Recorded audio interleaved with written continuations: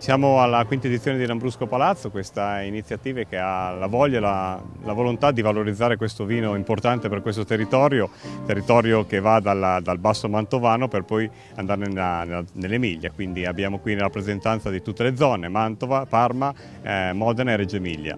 Lambrusco Palazzo questa quinta edizione ha un po' le caratterizzazioni di prendere, diciamo, il meglio delle edizioni passate, quindi di valorizzare il vino attraverso dei percorsi guidati da esperti assaggiatori dell'ONAV, e alcune importanti novità sono un percorso fotografico, quindi una mostra fotografica allestita da giovani fotografi che hanno voglia di cimentarsi con l'arte della fotografia, ovviamente legate a tematiche del vino, del Polirone, quindi questo bellissimo complesso monastico.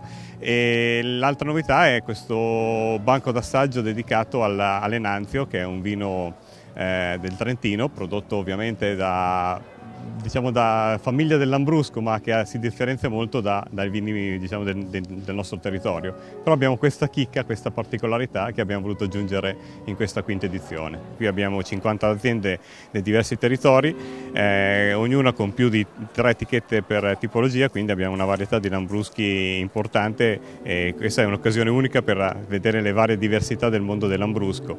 E appunto qui adesso terremo un seminario che si propone sia oggi che domani per approfondire questa tematica, per vedere la differenziazione del territorio. Sarò io insieme ai delegati emiliani a raccontare un po' la storia e il presente del Lambrusco. Un ruolo di ONAV è quello di rappresentare appunto e valorizzare il vino nel territorio.